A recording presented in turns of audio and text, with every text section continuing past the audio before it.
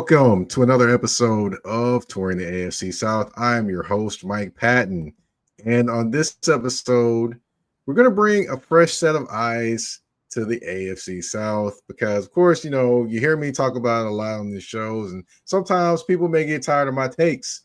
So I figured I'd bring somebody in that has a fresh set of eyes that sees it from a different perspective, probably than what I do. And that was CBS Sport. That is CBS Sports HQ's Chris Williamson. What's going on, man? What's up, man? Mike, really happy to be a part of the show. I know we've been playing phone tag, when it's going to be able to happen. So I'm glad we're finally on the board, getting to some really great conversation about the AFC South. Yeah, it's a pleasure to be on here. Thank you. Now, of course, we're going to talk about the AFC South, but before every show, I always have something that I want to talk about that's kind of on my mind. And one of those things I want to talk about is the Kansas City Chiefs. Now, they were 0-2 to start the season. Plenty of people were like, what's going on? What's wrong? They did look pretty bad. They only averaged, 19 points per game in their first two games. Well, the last six games, they're 5-1. They're averaging 29.3 points per game. They're looking like the old Chiefs offense that's been missing for the last couple of years with Xavier Worthy, and you've got Rashee Rice now that's back. You got Juju Smith-Schuster. Kelsey every now and again shows up as the usual Kelsey, and the running game's kind of finding its way, I guess, but it's not necessarily right back where it was the last couple of years. But with all they have going on, man, I mean, what did you expect them to kind of start getting going as the season went on, or did you kind of like, let me watch and see? I'm not sure about this. Yeah, I know they made changes to the offensive line, right? That was a big thing. Those have been the two constants in the Super Bowl losses, right? To the Buccaneers and then to the Eagles, where Patrick Mahomes was fighting for his damn life every freaking play. So I expected them to start out better, right? Against the Chargers, a really good defense. And I thought, even though, they were missing Rashee Rice, right, for those first six games, I believe it was, Xavier Worthy goes out, in the middle of the Chargers game. Mm-hmm. I still felt like, going into the season, I felt like, okay, they would be more explosive, but I wanted to see like how the offensive line was going to look. And then the running game, you brought up that the running game was very underwhelming, to say the least, right? With Kareem Hunt and Isaiah Pacheco. They weren't, creating space, right? Not getting enough, access, or not access, but not getting enough leverage, on the second line with the offensive line. Mm-hmm. So yeah, to answer your question, I thought they would come out better, even though I knew they weren't at full strength, just because of Patrick Mahomes' ability to escalate things for a positive effect. Yeah, definitely. And also, just to add on top of that, of course, the positive effect when it comes to, Patrick Mahomes back there, and, he's actually running more. He's dipping his shoulder on people, which I thought that was quite interesting, that a quarterback's out there dipping his shoulder, and he's not the stature of a Cameron Jarrell Newton. So, that's what I thought was quite interesting. But switching over defensively, defensively, it's kind of like they've taken a little bit of a step back there, but they still make enough plays to win games. Does that kind of concern you with them potentially? Well, sometimes, Chris Jones, I don't know, remember that Trevor Lawrence game? Mm-hmm. Was it Monday? I think it was Monday Night Football, where he just loafed. That's Monday what we Night call Football. it. When I played, it was just a loaf, where he just showed lack of effort. Karlaftis, you got Karlaftis out there. You got McDuffie, Trent McDuffie, one of the best corners in the game. And so it was a little concerning, right? Because that's what they hung their hats on, especially last year. The defense held up just about every single game. And that was the only reason why they're in it, because the offense had no magic. They had no juice for a variety of reasons. It looked good against the Commanders, my Commanders. Obviously, no Jaden Daniels, so that that hurt. I think Debo was hurt in that game, or he didn't play, but they had Terry. So yeah, I am a little surprised that they kind of took a step back, especially with Spags leading the charge there. But it's not like anything, I think, drastic, where they're giving up 30. I'll say this: it's not like the Eagles for a stretch of this season where they're just getting hammered left and right, run game, passing game, barbecue chicken. Got you. Okay. All right. Well, I will give you this. Let's go over the teams that are pretty much in the running for the AFC. You've got, of course, the Bills, which they have issues stopping the run. Ed Oliver's hurt. You got the Colts, which are a solid team we'll talk about later. The Chargers, they are the Chargers. We're just gonna, that's self-explanatory. And then the Patriots, they're kind of getting things rolling, getting things together. But, they do have a pretty young and inexperienced quarterback when it comes to Drake May. So looking at those different teams, honestly, I could see the Kansas City Chiefs making it back to the Super Bowl yet again. Do you think they can make it back? Do I think they can make it back? Absolutely. Given all those things? Do I think? Yeah, because it's one of those factors, kind of like LeBron or, Asia Wilson, where if they get to the playoffs, as long as they get to the playoffs, they have a shot to do some real damage because they have the greatest player, the best player in the league in their respective sports. So I do think that they can make it back to the AFC championship game for like the 15th time in a row. It's an unreal streak that they put on. So shout out to the organization, Andy Reid, and just a consistency. But it will be a lot tougher than years prior. I don't think it's as sure as, and it wasn't even sure last year. It was just like they just find ways to win this time. I think, because there's no clear cut juggernaut of a team, right? Patriots are doing well. Drake May has looked like he's the franchise QB for the Patriots. We know what the issues are with the Bills and some of their weaknesses, whether it's at the wide receiver position, not giving Josh enough help, running game, James Cook, and then defensively, and then you got the Colts, right? But yeah, I'm kind of rambling here, but I do think Kansas City can make it back. I'm not going to count them out.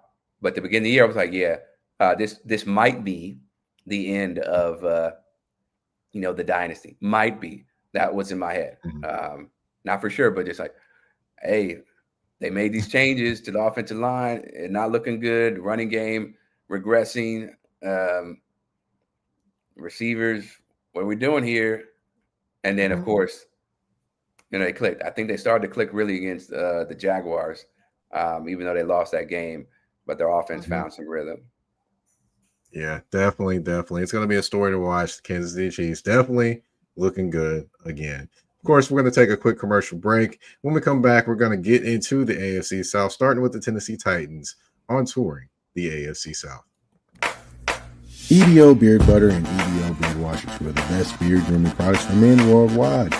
They help promote growth, keep your beard moisturized and soft, and enhance your overall upkeep of your facial hair. And with the new promo code MPAFC10, you can get 10% off on these products. Just go to www.etsy.com/shop/EBO Beard Butter. Again, that's www.etsy.com/shop/EBO Beard Butter. And again, the promo code MPAFC10. Again, MPAFC10, where you can get 10% off any products except for beard boxes. So treat your beard better today by going to get this EBO Beard Butter and EBO Beard Wash.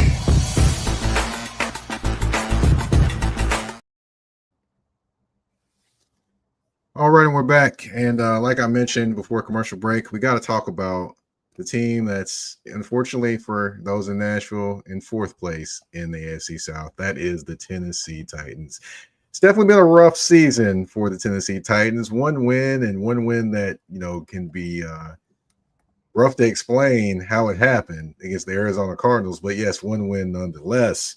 So we're gonna start off with the guy everyone talks about when it comes to the Tennessee Titans. That would be Cam Ward. Now, what were your original thoughts on him when he was when he got drafted to the Tennessee Titans and kind of leading up to the draft? I knew that day. I felt he was the best QB, the best talent overall. When you just look at his size, his attributes, of course, he's not a speedster, like a Lamar or like even a Cam, but as a mobile quarterback, who's got a really good arm, he can extend plays, and doesn't shy away from the big moment. Although sometimes that got him into trouble at Miami and Incarnate Ward and Washington State, but nonetheless, I thought he was QB1, and I also thought Tennessee was not going to be good to start year one. Under him. Mm-hmm. And I underestimated just how bad they were going to be. To have one win at this point and the way they've lost, it's one thing to lose, right? It's so hard to win in the NFL. Mm-hmm. But the way they've lost, it's been really a hard football product to watch. Even though Cam, I think he will be fine. Mm-hmm. We've seen the flashes, right? Especially taking all that pressure first game against the Broncos, but I didn't expect him to be getting mollywopped left and right. And maybe that's foolish on my part, but yeah, I didn't expect him to be where they are right now. Got you. Now, of course, just giving you a little bit of individual stats on Cam Ward. He's thrown for 1,615 yards, 5 touchdowns, 6 interceptions, a few fumbles, which a couple of those he had back-to-back weeks where the ball slipped out of his hands. One of those cost them a touchdown where the defender picked it up and ran in it for a touchdown. So where he is kind of now, did you expect him to have kind of some of these plays and be kind of up and down, or did you expect more or less from Cam Ward so far? I expected him to be up and down, right? I thought he would show some of the elite accuracy skills, but then also the poor decision making, right? Mm-hmm. And that that happens with every QB. But yeah, I didn't expect him to be on this high because of the way the Titans were structured. Like you could argue, like his best receiver is Alec Manor, right? Out of Stanford, and he's a rookie. So that's not ideal. Tony Pollard coming over from Dallas a couple years ago. The run game is very weak. So how are you going to get anything going in the passing game, right? And then you got players dropping passes. Cam's going to make his rookie mistakes, just like a lot of rookie QBs. So I expected him to be up and down. I know his completion percentage is atrocious, 57%. So I'm sure there are people out there questioning his ability, but it's not sunshine and rainbows when you go to a really bad team, because they're a bad team last year. The Jaden Daniels, the CJ Stroud, those years are anomalies in my opinion, right? I think RG3 as well. It's just not. That's not the mold, or that's not the standard. I think that's the exception to the rule. So yeah, he makes some questionable decisions, but definitely nowhere near to the level of another QB in the AFC South, where he ain't got no excuse, because I think this is he's been in the league for like, I don't know, 5-6 years, and Mr. Lawrence, but I know we'll talk about them in a little bit. Yes, sir. Yes, sir. Now, of course, I will say that his top receiver, I would say, is Calvin Ridley. He had issues dropping the football the first week, and has been out the last, I believe, most of the previous game, and then out the last game with a hamstring injury. So yeah, Right. Yeah. definitely Yeah. get you there. Calvin. Yeah. Let me You stop. did Yeah. also think But that would be Calvin was missing balls. He was missing balls.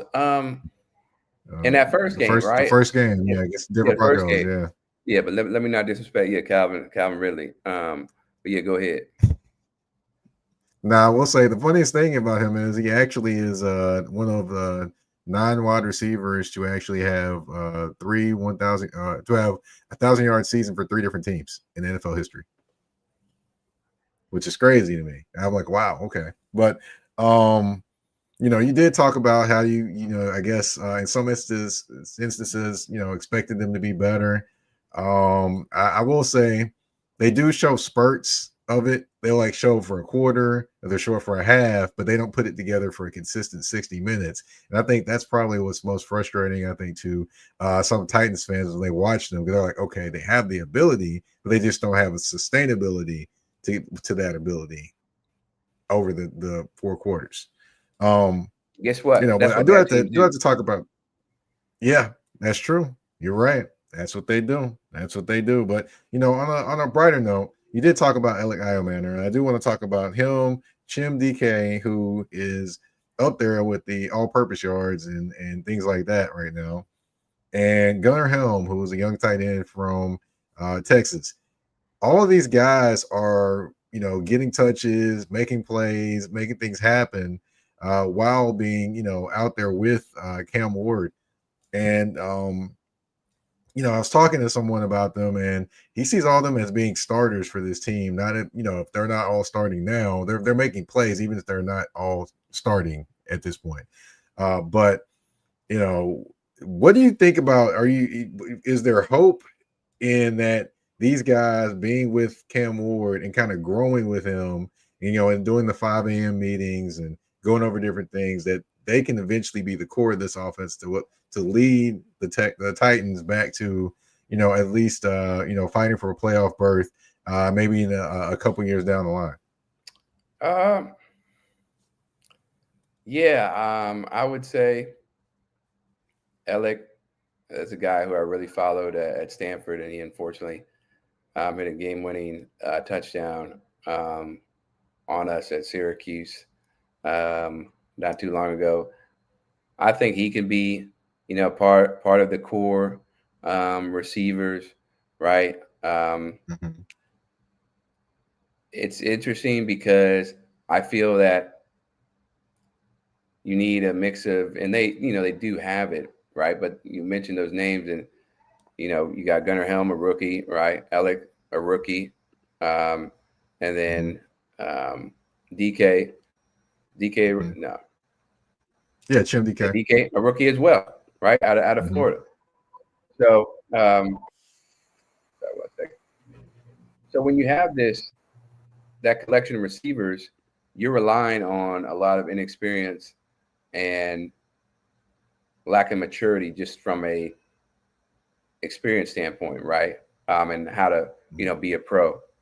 You go about your business. Yeah, they're making plays, but I don't know if that's the blueprint, right? But it's possible, because you mentioned the guy you're talking to, they've shown flashes and making plays, but I don't know if you're going to rely on them for 5-7 years. I don't think you're going to rely on all of them, but I could be wrong.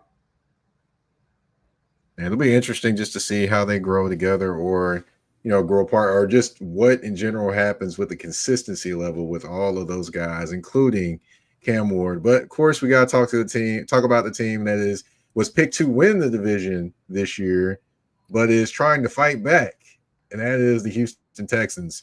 Now, of course, they have had a up and down year. They started the year with 0-3, and then of course got off the schneid by beating the Tennessee Titans 26-0 at home.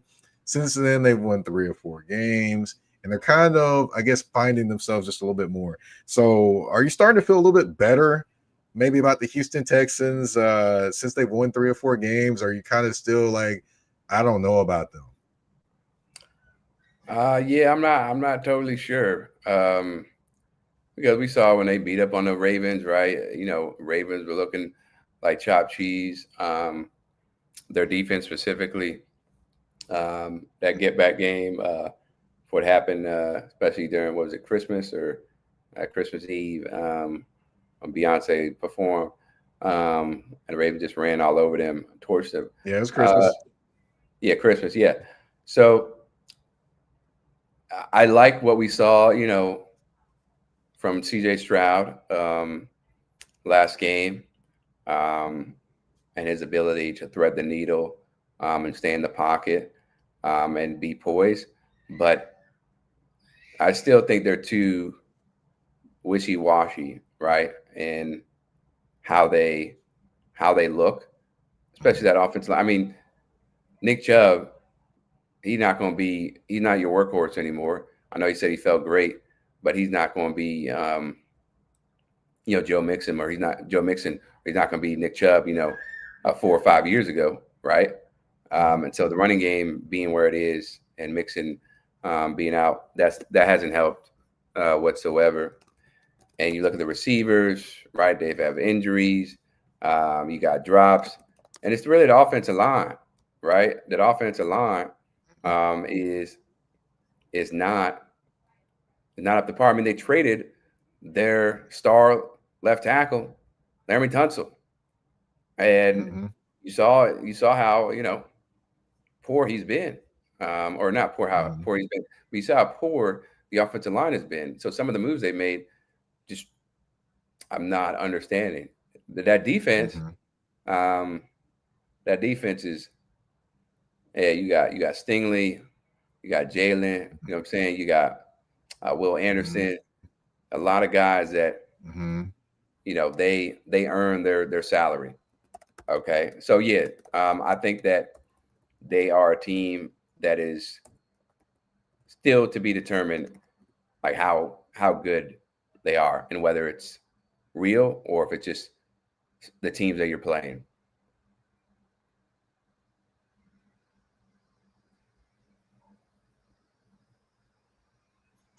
Yeah, it's going to be interesting just to see what happens. Now, you spoke up the offense, and I do want to go over one person in particular that a lot of people to bring up, and that's CJ Stroud. CJ Stroud, of course, came on the scene and basically led the Houston Texans to the playoffs when no one expected them to go there in this rookie season. He had 23 touchdowns, 5 interceptions then, and ever since then, it's kind of been more interceptions, less touchdowns. Right now, he's at 11 touchdowns and 5 interceptions so far this season. And I've talked to people about this, and they've given varying opinions. So I'm asking you, do you think it's more CJ Stroud regressing? Do you think it's more the pieces around him, which that obviously is going to have something to do with it?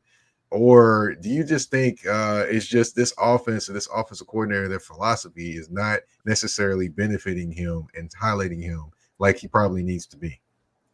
I think about the Seattle Seahawks game, and I think we had an exchange on Twitter about it, like how the Texans were even in that game because they were playing so poorly on offense.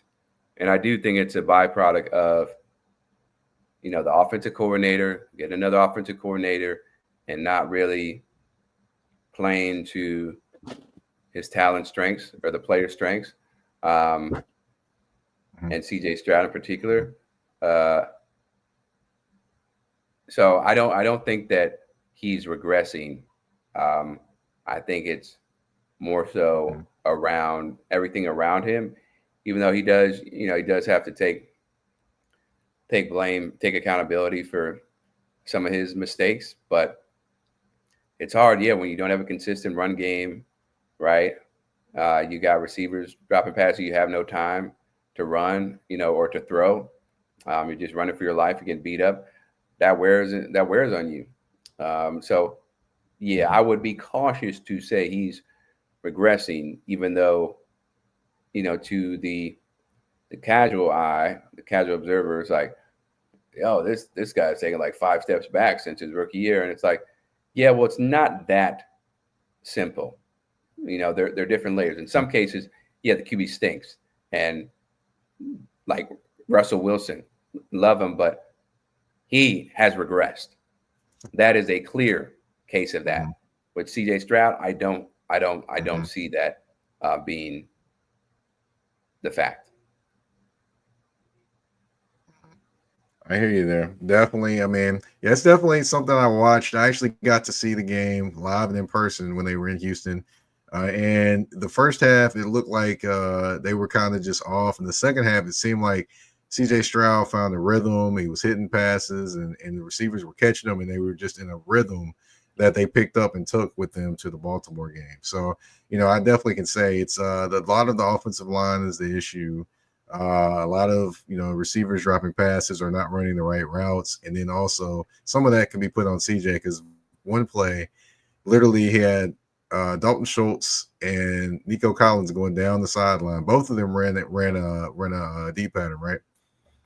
He threw the ball and it landed like in the end zone between both of them, not near either one of them where they could catch it. And I was saying, I think everyone in the box was perplexed, like what was going on. But, again, he's not the only one making mistakes in that offense, of course. So, and you also mentioned the defense. You talked about the defense. This defense has a lot of talent. You got Azeez Al-Shire in the middle, which I know that some people in Jacksonville still don't like him. But anyway, you got Azeez Al-Shire in the middle. You got Daniil Hunter and Will Anderson Jr. on the outside. You got Lassiter and Stingley at corners. You got Petrie. You got Bullock at safety. You got all these different pieces to this talented defense. You got Autry. I'm sorry, I didn't mention Danico Autry, which he's came back and helped them since he's been back from injury. This defense is just keeping them in games. I mean, the Seattle game, they had no business being in that game, but they were still in it because that defense forced so many turnovers. But when it comes to just this defense, are they good enough to actually win them some games going down the stretch? I'm just going to kind of give you a little bit of the teams they've got. They've got the Colts twice. They got the Chiefs, the Chargers, the Broncos. They've got a good bit of competitive teams that they're going to face. So just are they good enough to get them some wins and then get them potentially on a playoff run? I mean, in this day and age with the teams, how often they're scoring. If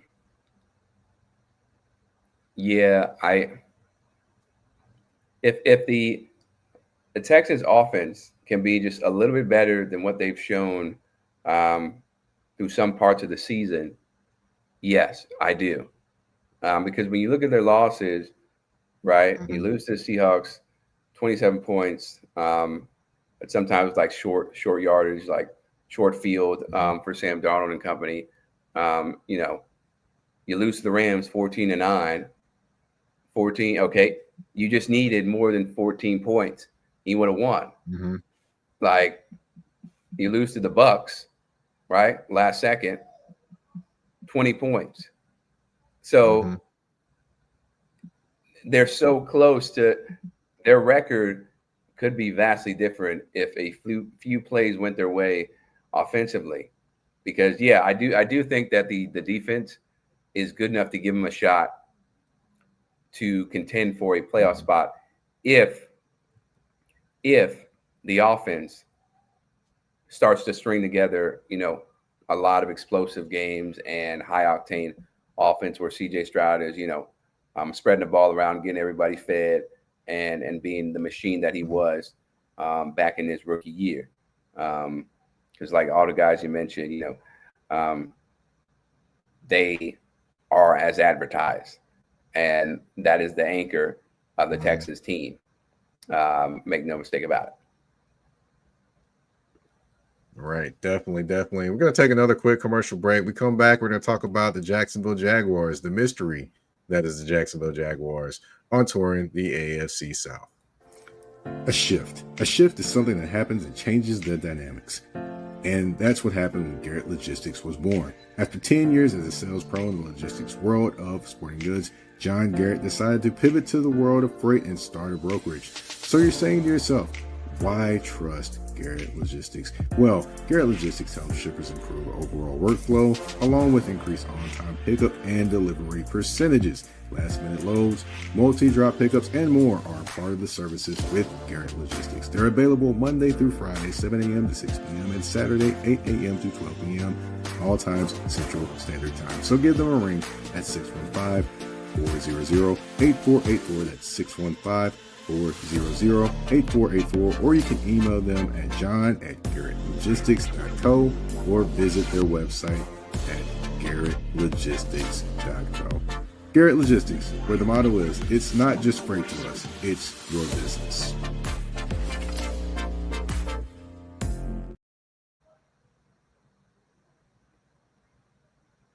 All right, and we are back on Touring the AFC South with your host, Mike Patton, here with my special guest, Chris Williamson. And we got to talk about the mystery that is the Jacksonville Jaguars. I mean, they go out and beat the Chiefs. They go out and lose to Seattle and the Rams and just look kind of, blah.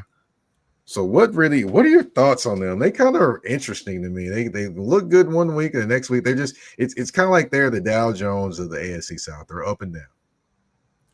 Very wishy-washy. Mr. Jekyll and Dr. Hyde, I think it is. I might have gotten those switched up, but Dr. Jekyll, Mr. Hyde. Yeah, Dr. Jekyll, Mr. Hyde. Yeah, they remain so.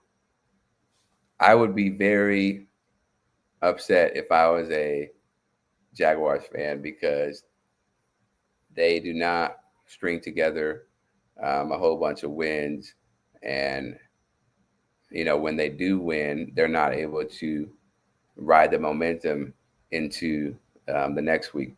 I mean, so they beat the Chiefs, right? Monday night, everybody's going crazy. Trevor Lawrence stumbles his way into a freaking end zone, which I think is just indicative of his career, where it's like, what's going on? What's happening? I know he stepped on the offensive lineman, stepped on his foot, but it's like, oh, you would stumble your way in because he's had so many stumbles during his career, and it hasn't helped. Starting off with Urban Meyer, that was a disaster. I'm not sure how many people would succeed at the pro level with him as your head coach. And Doug Peterson kind of passed his time, although we thought there might have been, great developments in Trevor.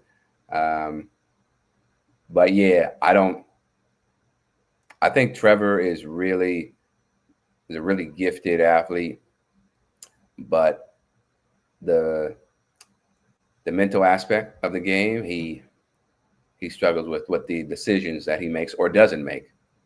We're like, what were you thinking there?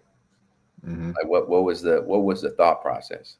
Again, it's much easier to say it over here as somebody who's never played quarterback and probably can never recite the plays back to his team, but I'm not getting paid. That's why I'm here, right? I'm not getting paid to be a franchise QB to get that second contract.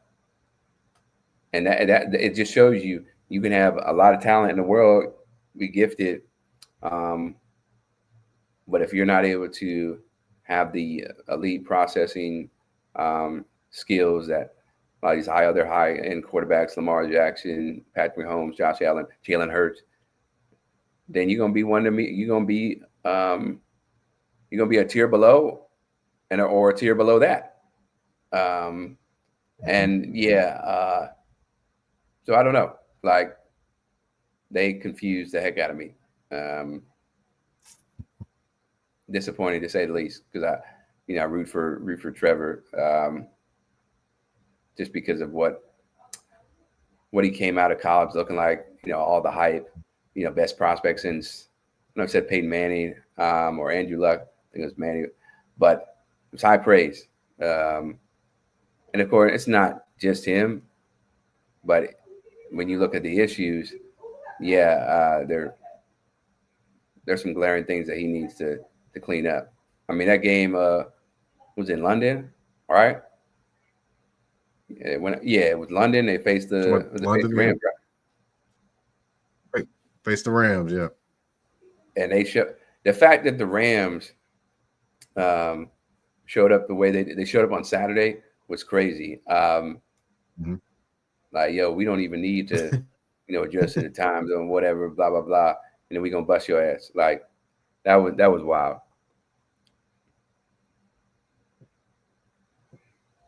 Mhm. Yeah, very much, very much. And I was just watching this game, like, okay, are they gonna show up one time? The Jaguars, are you gonna show up? It's supposed to be y'all's home game. Are you gonna show up? It just kind of threw me off watching that game. And it just speaks to the inconsistencies that the Jaguars have had over the years. Not, with different coaches, different players, different quarterbacks. It's the same inconsistencies you've seen year after year after year. And now you touched on the inconsistency when it came to Trevor Lawrence, and we're gonna go back there. But I do have to talk about Travis Hunter. Now they traded up for Travis Hunter, and they're talking about he's going to play both ways and things like that. But what we saw of him playing both ways is situationally. Like against physical teams, he doesn't really play defense; he plays offense those games. And against the teams that are more the passing teams, he's played more defensive notes. So, in my opinion, it's almost like they sold us something that they really aren't showing us. So, to me, you're going to play him both ways, then play him both ways. Don't tell us this and then do something else. It's almost like you're trying to pull a magic trick on us. What are I had expectations of him when he came into the league, and I'm looking at what I'm seeing now, and I'm kind of like, I don't know. I don't know what to make of this. What are your thoughts on what you're seeing? Just, I don't know what to make of it in terms of the inconsistent play on both sides of the ball. I know that's not what Travis Hunter ball and have fun, but it just seems like it's kind of, 1 week it's this. What are your thoughts on it? Yeah, I mean, they talked about, they need to get him more involved in the offense. Liam Cohen was talking about that. I think it was before the Rams game. And he scored his first touchdown when the game was practically over, right? I think they need to commit to something, because I didn't want to put limitations on that young man when he came out from Colorado, because I didn't think he would be able to sustain that level of production at Colorado, right? I know he did it at Jackson State, but to continue to do it, and he did a phenomenal job. And I watched in person, and he was the truth. So I'm like, no, I'm really interested to see, because it's a much different level of physicality. But I thought he would be able to sustain some level of production on both sides. But yeah, I don't know about. Yeah, it doesn't look great right now, the way they're using him. I think he's a better corner than receiver. Just watching him up close in person. But yeah, I'm not. I want to see more, and I think that's on Travis, but also on the coaching staff to get the best out of him, and or commit to something. But if he wants to continue playing offensive defense, you might tell him, look, in order for us to succeed, we need you on defense more, and we'll bring you in for special offensive plays. But we need you to be our, lockdown corner, whatever. Because he's a ball hawk, really good instincts, very, very agile. So, yeah, that's how I think about him with that. Got you. Now, of course, we got to go back to Trevor Lawrence. Of course, he's a third system, which a lot of people will say. But, the another person that's in this third or fourth or fifth system is Baker Mayfield, and he's doing just fine. But, he's kind of just been up and down. He'll make plays that you'd be like, okay, cool. Understand that play. It's a good play. You made it. But then he'll make plays like in the Chiefs game, he's running, and it's a second or third down, and he commits to running. He runs past the line of scrimmage, then decides he wants to throw the football. Then you go to the Rams game in London. It's a fourth down play. It's fourth and like 7 or something. and he rolls out, and you have to you have to create time for your people to get open, things like that. No. He decides to take off running like he's going to make 3 people miss and get the first down, and he ends up 3 yards short. Those type of decisions are just kind of boggles my mind in those type of decisions, holding on to football, all those different things. And I'm like, okay, I understand you've had different coaches and different systems, but some of this stuff is the stuff you should know. Am I mistaken for thinking that, or I mean, am I right in thinking that? Nah, you absolutely right. You hit the nail on the head. You can have all the different coordinators in the world, but that shouldn't stop you from developing your decision making, right? I know getting used to different terminology, and perhaps scheme, all that, but that's been a thing with him, right? Where he will make these logical decisions or irrational decisions, and then make these amazing throws, right? Especially the play to Brian Thomas Jr., I believe it was, on the sideline to set up the game. Yeah, set up the game-winning touchdown against Kansas City.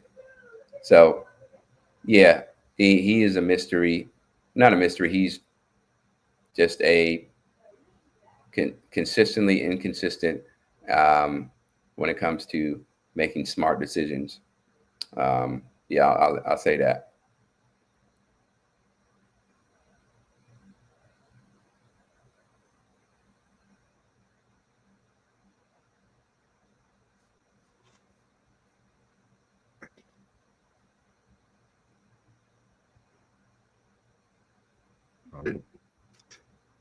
All right.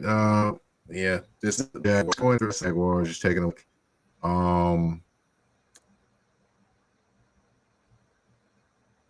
Just wondering, can they make a playoff run? Because I'm looking at their schedule. They've got the Texans, the Chargers, Arizona, Tennessee twice, the Colts twice, the Jets. They've got some winnable games. So with what they have scheduled left, can you envision them making a run to the playoffs? I know they've done making a run to the playoffs with this team and kind of the up and down this, and their defense being opportunistic but not solid.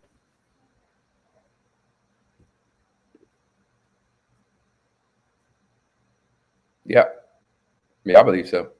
Yeah, I think because there's so much parity in the league this year, and you brought up the schedule, they have a shot to make a playoff push. The Colts are 7-1. They're 2 games back of that, amazingly, right? So, I do think they can make a playoff push. Mm-hmm. I don't think they're going to win the division, but yeah, they can. They'll be in contention later down the line. Yeah. Mm-hmm.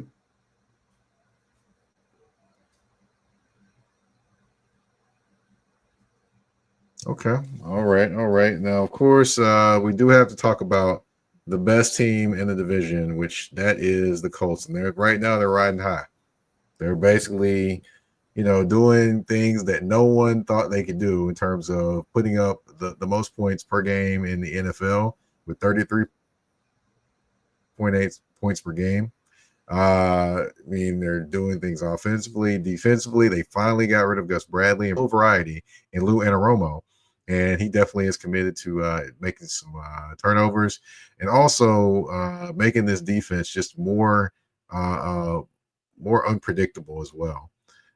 So with that being said, do you think that just with this offense in general, it's led by Daniel Jones. Daniel Jones is the guy pretty much. He's basically been the best quarterback play they've got in a while. So with that being said, what's the most impressive thing you've seen from him this season? Of course, just give you his stats.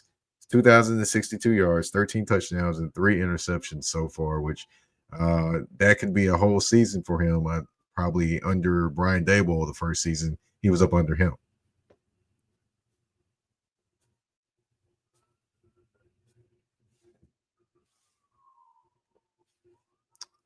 All right. And it seems like I believe we may have lost Chris on the show. There we go. I believe we may have lost Chris there on the show. We were going to talk about the Indianapolis Colts. And of course, we've got Daniel Jones, who's playing out of his mind right now. Chris, are you there? Can you hear me?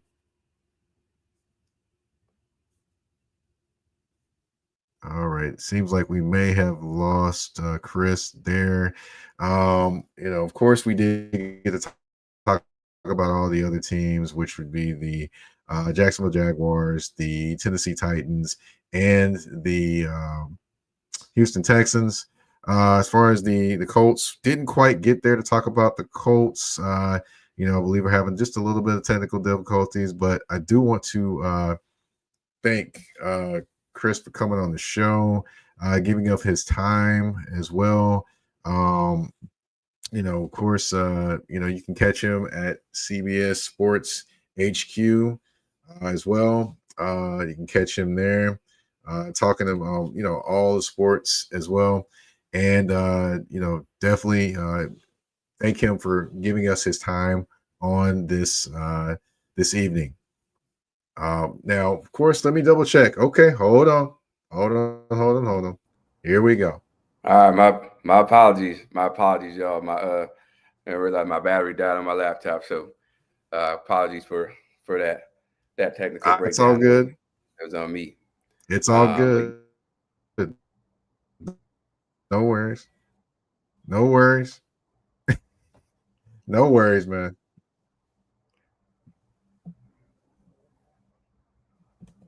I was kind of talking about Daniel Jones. That's where I was kind of headed on this one.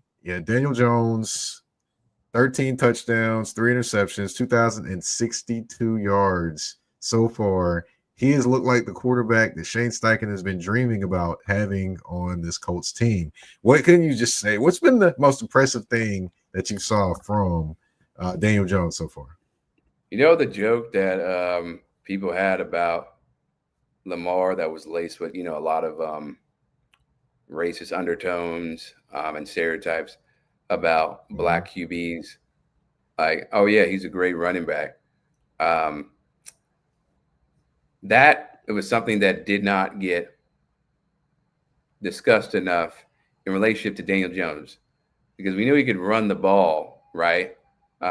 He's not obviously nowhere near that athlete that Lamar is, but that was something that, okay, yeah, if all comes fail, if everything else fails, he'll run the ball for like 5, 7, maybe 10 yards, depending on, the coverage. And so I say all that to say the most impressive part is the way he's throwing the ball, right? The confidence that is oozing out of him. He's talking about, talking to reporters. Yeah. When they ask him like, yeah, what do you think about people being surprised? Like, seems like they don't know what they're talking about. Like they don't know ball or whatever. That right there, that wasn't in New York. That did not exist. Everybody knew that Daniel Jones was a mediocre QB, right? And did not scream, oh yeah, I'm going to lead a team one day to a 7-1 record to have the best record in the league. So it's passing, right? And it helps when you have a really solid offensive line, and also helps the weapons that he has in the run game that allows him to open up the passing attack. So the defense is on their heels, or they're pressed up, I should say, ready to stop Jonathan Taylor. And that's another great story. But yeah, his passing ability, throwing the ball downfield, just being locked in, that's what really impressed me, to be honest. And I don't know how long it's going to last, but it's hard for people to say it's fugazi, right? It's fake. They just keep winning. And they're putting up points, as you mentioned, before I got cut off. Number one scoring offense in the league, I believe. Nobody saw that coming. Daniel Jones leading the number one scoring offense. Hello, absolutely not. That's what we would be saying, 2 to 3 years ago. or 1 year ago. Mm-hmm. Right. You're right. You're right. Now, you mentioned him, Jonathan Taylor. Now, so far, he's got 850 yards, 13 total touchdowns, 12 of those rushing through 8 games. Now, he's not projected to rush for 1,000 yards, but he is projected to go for, at this point, 25 touchdowns total, if not more. With that being said, is he your MVP so far in the NFL season? Jonathan Taylor? Yes. I mean, you can put Baker up there. Baker's, had a really good season. They got humbled, I guess you could say, against the Lions. Dak's been playing out lights out for the most part. The record doesn't lend itself to that. Again, you got put Patrick in there. The way he's been playing recently. But yeah, man. Jonathan Taylor, for him to be in a situation that he's in now, because of how, I won't say toxic, but because of how, I guess, tense the situation was when he wanted a contract from the Colts not too long ago. Mm-hmm. And he didn't look, I don't know, he had injuries, but he didn't look like this version. You're thinking, okay, the Jonathan Taylor that everybody saw in Wisconsin, and early on, that guy's he's not coming back because he was not playing at this level, okay, a year ago. So I would say, yeah, because you know why? Running backs need more love. It's so slanted towards QBs.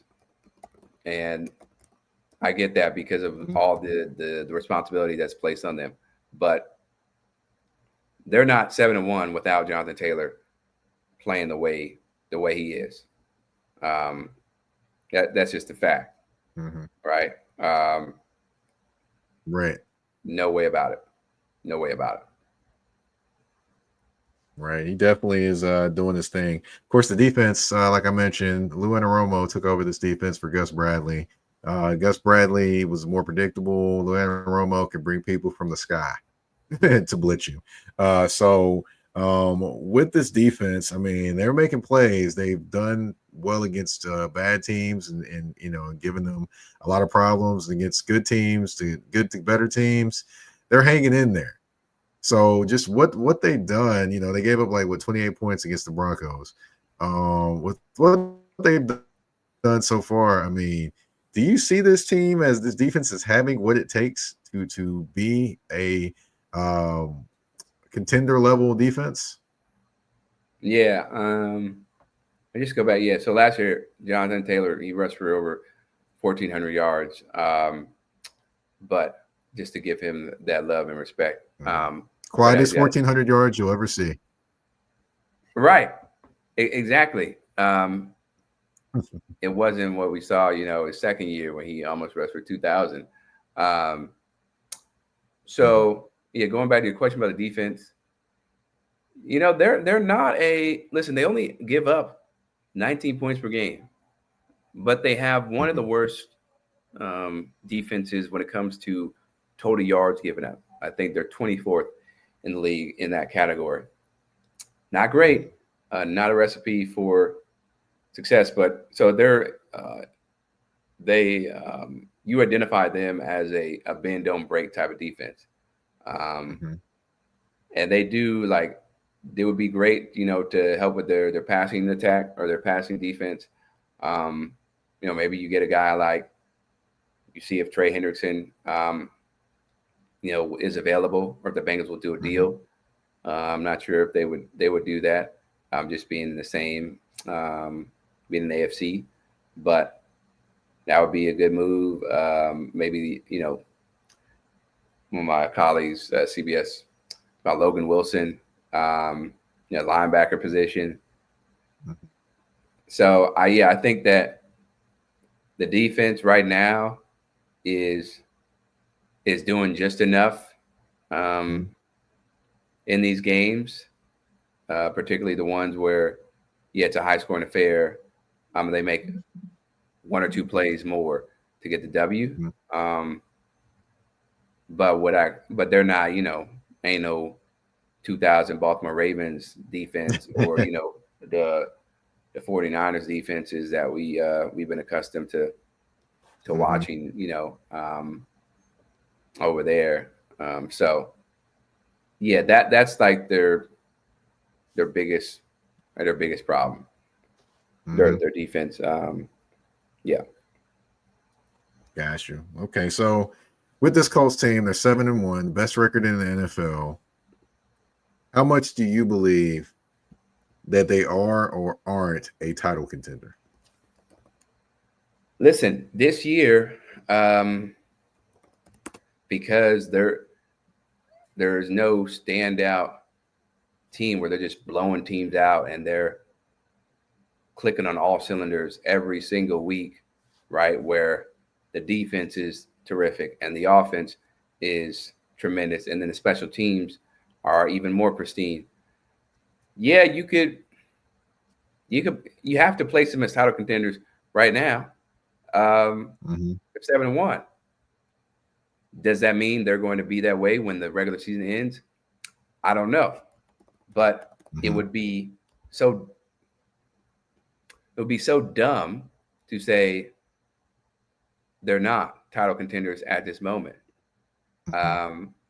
because they are the best team in the league, record-wise. People may say, well, the Chiefs, they got Rashee Rice back, right? Xavier Worthy, came back from the injury. They've looked a lot better, but there's no clear-cut team that, like, okay, yeah, they're head and shoulders above the Colts. So I give him the edge as far as like a title contender. Now, am I confident about that? Absolutely not, because and maybe this is me changing my opinion, but I do think the Colts, they kind of remind me of what Sam Darnold did last year, right? Where they were phenomenal, and you had Brian Flores with the defense, Kevin O'Connell, the QB whisperer, all these things, Justin Jefferson, Jordan Addison, just playing elite ball. Then when it came down to, the nitty gritty, it wasn't sweet. Donald looked out of his elements in that final regular season game against the Lions for the division title, and then was it against the Rams? Yeah, it was the Rams. They played in the playoffs. Yeah, because they played at Arizona, right, for some reason. Yeah, I remember played in Arizona because the fires and the fires that's right, and everything. The fires. Yeah, so he doesn't look great there. So I may be walking it back a little bit. Yeah, I don't know if they are going to right now. Yeah, regular season, great. Postseason, that's a whole different story. But yeah, it's hard to say, oh, they're not a title contender at the moment, because who's not putting a 7-1 team as a title contender, even if it's not a firm position, right? They have the best record in football. So yeah, I'd give them a shot to win the title. Okay. All right. Well, that's all the questions I had for you, Chris. I want to thank you for coming on the show. Thank you for giving up your time to talk a little AFC South with me. I want to give you your time as well to tell everyone where they can find you on social media, any other things you want to tell everyone. Yeah. So the Colts will not win the Super Bowl. I'm just putting that out there. Things get really tight and bright in the postseason, but they're an amazing story, to say the least. Daniel Jones, Jonathan Taylor, Shane Steichen.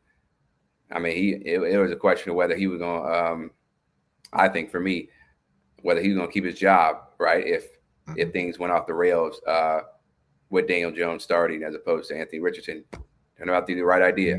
But you can find me on X, well, I call it Twitter, at C Williamson 44.